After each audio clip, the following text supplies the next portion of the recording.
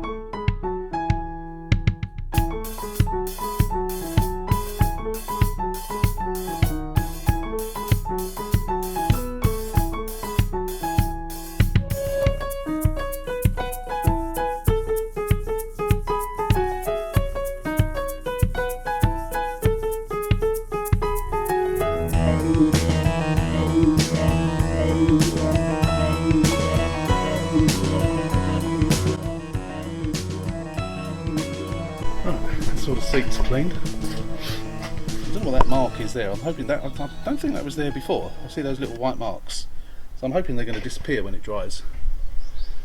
There still seems to be a couple of little marks on it, so I don't know what they are, but I've never had marks that my machine won't get out. I've not bothered doing the rear of the back seats because they were clean. As I'd taken the base out to do the seat belts, I thought I might as well do that in the garage. So I've done those, as you saw on time lapse. I've done those and the mats. I'm going to show you these again. I think I've shown you these before. I'm getting more and more of these. I've got my Fiat 500 clock up there. Got my Mopar. Got my Abarth parking only. The Servicio Abarth. And I've got another one that came the other day. This one. This has got to go up on the wall somewhere as well. They're made of metal. Everything apart from the Bath parking, that came off of Etsy that my wife bought me for my birthday. All the others have come from Wish. Oh, the clock I got for Christmas. But all these other ones have come from Wish, and they were like a couple of quid, if that, less than a couple of quid, plus a bit of postage. Took ages to come, but I think they're really cool. I like them. Anyway, back to the car. So next thing we're going to do, as I showed you before, the wing mirror, door mirror, has obviously got a fault under here. There's a little nipple. Ooh, misses. Where is it? I can get it on the camera. There. That's the temperature sensor, and as you saw before, it's showing up silly temperatures all over the place. So it's obviously wrong. So I've got one without glass, which I'm going to attempt to change. Make sure the temperature gauge works. Then I'll take the glass and the backing off of this one. Swap them over. There's more overspray from my cleaning machine. So next time I get cleaning solution, I'm going to get a liquid, and I'll find out some recommendations on the best one to use. It cleans alright, it works fine. It's just a bit on the mucky side when you get a bit of overspray, which is a bit annoying. Anyway, let's get on with this mirror. Right, to get these off, first of all, lift the prise off that little plastic cover. Now, this one has got no insulation tape around it, so water could have got into it.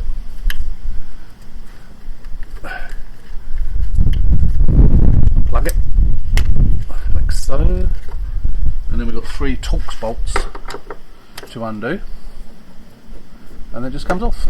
Actually, I'm sure other mirrors have only got 2. This one's got 3. Maybe they had 2 on the earlier mirrors, 3 on the earlier mirrors. But yeah, normally they've only got 2 bolts. How unusual.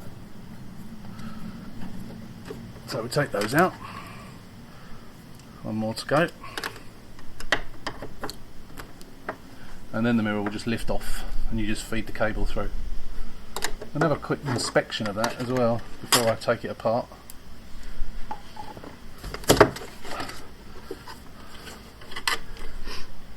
There's no broken wires or anything, so I don't know why it doesn't work. Maybe it's water that's got inside, don't know, who knows. Anyway, what I'm going to do, before I do that, I'm going to just clean that area up before I put the mirror on. I'm going to put the other mirror on and see if it'll work. It's always a good opportunity to clean these bits when you do things like this, because these bits never really get clean. Let's stay on the crusty side. So we have to hope here that it's not something in the body computer that's causing the temperature things not to work. So we'll feed this one in. We'll just put 1 bolt in it for the time being.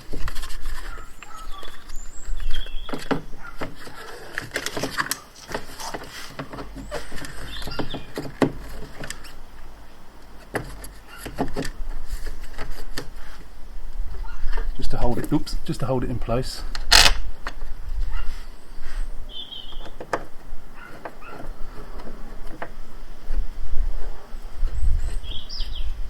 Plug it in.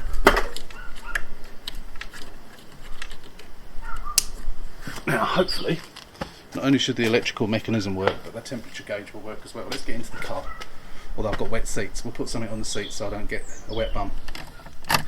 When I open the door, there you go, 20 degrees. Not -20 or 0. Let's make sure. Get rid of all these error messages because the doors are open. Come on. Should we close them?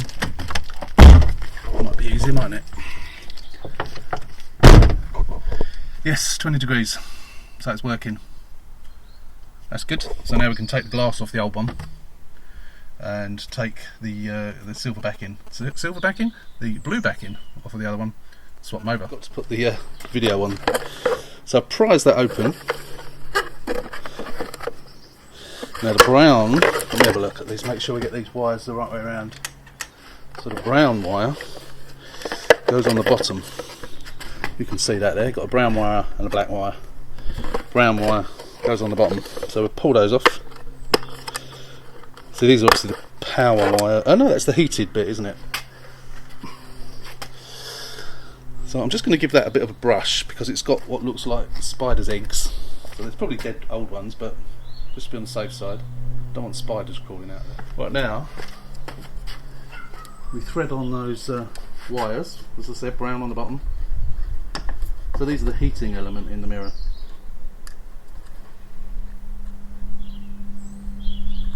And black on the top. Now that should just push on. There you go. That pushes on. So that's that bit. Now we've got to try and prise off the blue bit, which isn't normally a problem, but I know if I do it on camera I'm going to break it. So I'm not going to use that screwdriver. I'm going to use try and use some other tools to do it without breaking it, because obviously I don't want to break it. So we'll be back in a second. Here you've got tabs. You see the blue tabs, one there and one there. So if you push those tabs, bit of encouragement, there we go. I'm trying to do it on camera, but it's a bit difficult. I don't want it falling off and then breaking. There we go. So that's pushed in, that's pushed. It should just unclip now, he says. Something's still holding it.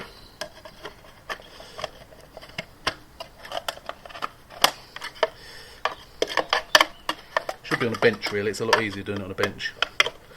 But I'm doing it in the air.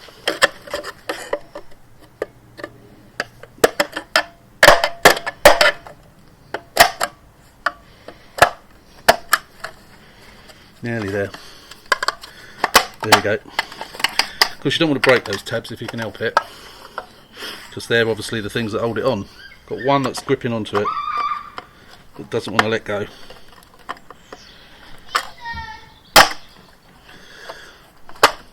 Oh, come on. Come off. There we go. It's off. Right, that's that. Oops, drop it on the floor. So now we've got a good mirror, and this will just snap on. So you see these tabs, these are the tabs that we were getting off. And they're the only thing that holds it on.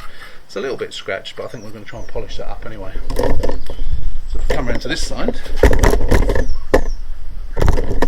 and you will see what we do. Line it up. Give it a good wallop. I guess probably what would have been easier was to do it. That's it, it's on. Probably easier actually to do it before you put the glass on, I guess. So I'm going to wrap some more tape around there, and then I'll put the cover on that I took off the other one. And then we have a nice functioning mirror. Obviously I've got to put those bolts in. So if you're ever wrapping some cables that you've repaired or whatever, this is the stuff to use. Teaser tape. It's a material tape, and I'm assuming it's waterproof to a degree. It's the same tape that comes out of the factory that they use. So if we just wrap it around the wires, then it sort of keeps the water out basically, and stops wires getting frayed by things as well.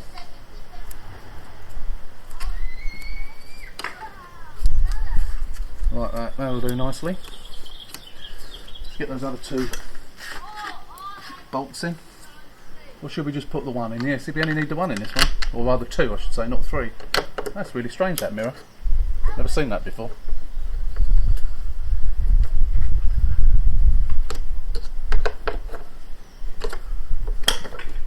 Push that in, and then finally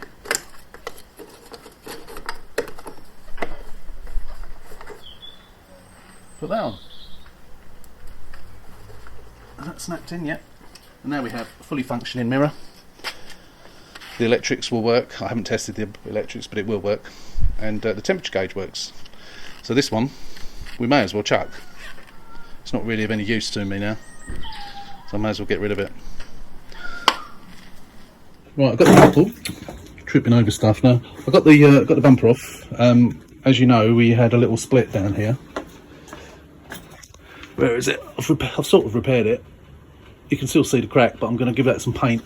It was actually, she's obviously hit something underneath and it's damaged it there, so I will whack a bit of paint over it just to sort of make it look, although it's underneath, so it don't really matter. But what I've done is I've hot stapled it there. That's the crack, and then I've put a load of resin glue over it, which is drying at the moment. There's a bit of an hole there, but again, that's all underneath, so you know, I'm not messing around with new bumpers for stuff like that. That's just silly. There was a little split there which I've hot welded and glued, and also, which I didn't realise, is that little corner there had come off as well, so I've just glued that back on. I'll get some plastic weld on that once the glue's gone off as well, and weld that back on, and hopefully that will stay on. Obviously that's the corner of the bumper which pulls it up, so I don't really want that to be compromised in any way, because it will make the bumper look a bit naff. But the other side's okay. Actually, even that, is that split? Oh, it is as well. That's split as well a little bit. Bloody hell, someone's yanked, I don't know who's yanked this bumper off. Obviously it was put on when I did it. Someone's obviously yanked it and broken it, but at least that's not broken right off. But I'll glue that as well, I didn't notice that before. So I'm going to stick a bit of paint underneath, just to sort of cover that up a little bit. It'll be fine once it's on, you won't even notice. Obviously this is all underneath, so it doesn't matter. So let's get some paint on it and let this glue dry, and then we'll get it back on. Let's just show you underneath. So as you can see, the bars were all okay. So this is obviously one I repaired. Looking at that condenser, you would think that was no good, wouldn't you? But it is. It holds gas and it blows out perfectly good cold air. So I never replaced that. I could have replaced it, but there was no need. As much as it looks really naff, again, you don't see it because it's covered up by the bumper, but it works perfectly well. Had it not worked, I would have ripped it off and put a new one on, but there was just absolutely no need. So this car had a new front panel, had a new radiator. I think the radiator went because the radiator was pushed up against the heat shield there. But obviously it had a new bar on it before. This isn't the original bar, these are the ones that I put on with the new front panel that I put on, which is an original because it's got the sticker on it. It's not a aftermarket one, it's an original one. When I can get original ones for decent prices, I do put them on, but they're becoming less and less now. People are getting greedy and asking a lot of money for them. Obviously if I've broken a car up, I've got one, which is obviously what happened on this one. I don't remember how it happened, but it's an original. We also, on this one, which I've noticed hanging down, which I've got to tape up somewhere, is it's got the wire for the spotlights. So should anyone ever want to put spots in it, sorry, not spots, fog lights in it, they can. But that needs to be secured up there somewhere so it doesn't, it was trailing down, you could see it hanging down under the car. So I'm going to let all that dry. While that's doing that, I'm just going to clean it up a little bit under the bonnet, and I'm also going to get the wheels off and have a look at these ball joints. I looked at the one the other side while I was taking the bumper off, and it's a tiny little split. So to me it just seems a bit over the top to replace them. I don't want to skimp, but it just seems a bit over the top to replace them for a tiny little split. So I'm going to have a look and have a look at the other one, and if it's literally MOT tester being a bit pedantic, I'm not going to do it. It just seems pointless, waste of money.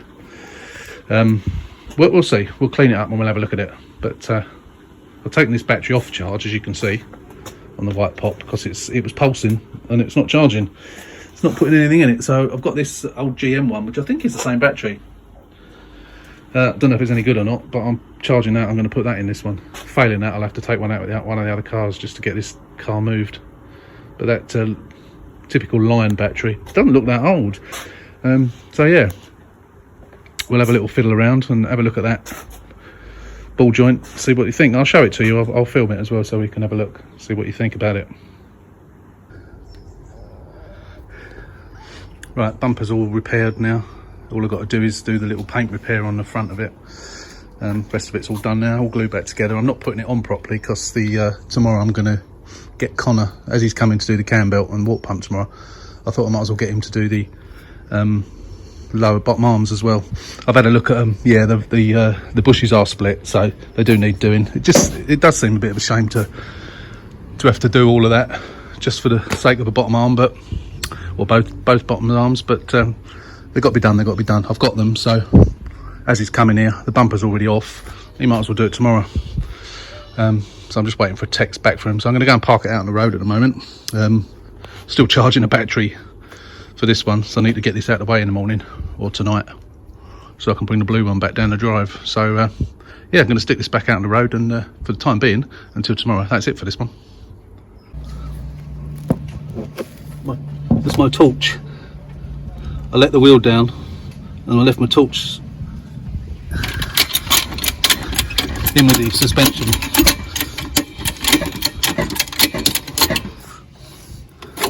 Oh, destroyed another torch. Oh my god, look at the state of it.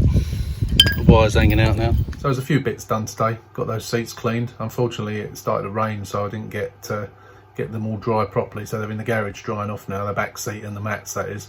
And the car's parked outside, but the window's slightly open just to let the air circulate so they can dry off. They should be dry by the morning, hopefully.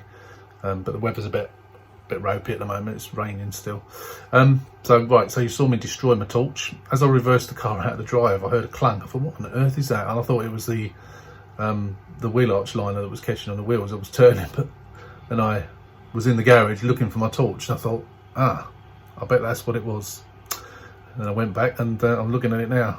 It's crushed within the suspension. So yet another torch I've broken. That's about 4 I've broken now, so I'm gonna have to order another one from Amazon, get that delivered tomorrow. Tomorrow Connor's coming to do the cam belt, and I think I mentioned that I've asked him, as soon as he's here, if I give him another 50 quid, can he do the bottom arms as well, both sides? So it's just easier to get him to do it. He knows what he's doing better than me, as he's already here. The bumper's off, of course, so the bumper has to come off to do those, unfortunately, and you have to take those bottom chassis rails off, which is a bit of a pain. But as the bumper's already off, I can take the chassis rails off in the morning, so it'll be less for him to do. Obviously I'll be draining it down again as normal, and then he'll be coming along at lunchtime to get that done. So we'll have a video on that coming up in a couple of days time, but for the time being, that's all on the Blue Pop, and we'll see you in a couple of days. So don't forget, if you're a casual subscriber, please like, share and subscribe. Hit that subscribe button and the notification bell. We'll let you know when we upload the next video. So thanks for watching, and we'll see you again in a couple of days.